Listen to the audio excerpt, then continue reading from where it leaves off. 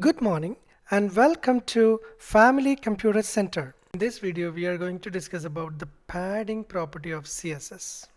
CSS padding property is one of the main property you have to apply in your web development life. So the padding property is the one deciding the inner space of a container.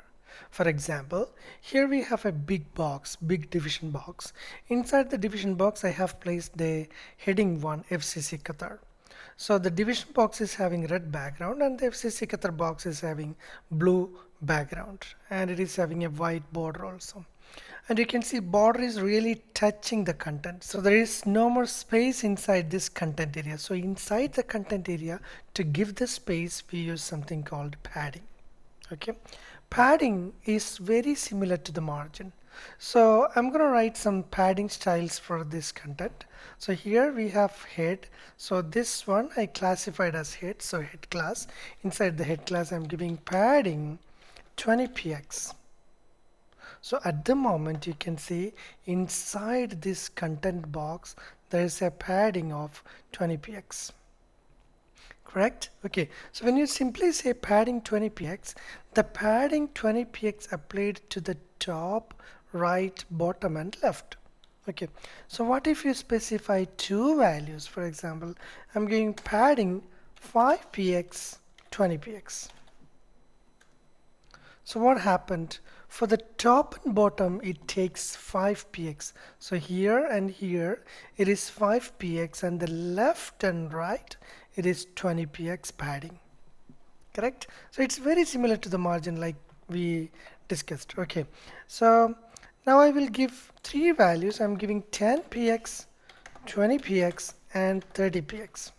So when I give three values, the first value goes for the top, and the second value goes for left and right, and the third value goes for the bottom. So the first value is for the top area, second value, which is 20px, is for the left and right, and the third value 30px is for the bottom. Okay, so what if I specify four values? For example, I'm giving 10px, 20px, 30px, 40px. So that will be 10px at the top, 20px to the right side, and 30px bottom, and 40px to the left. So you can see, same like margin, padding also moves clockwise. That means top, right, bottom and left. Correct? Okay, and even you can set the padding individually. For example, you need only padding. So now there is no padding, so you need only padding for the top. So you can simply say like padding top 20px. So what happened? Only for the top area it gives you what, 20px padding. Okay, so in the place of top, if you specify left, so it will be giving padding 20px to the left side, and if you specify padding right, it will be giving padding to the right side.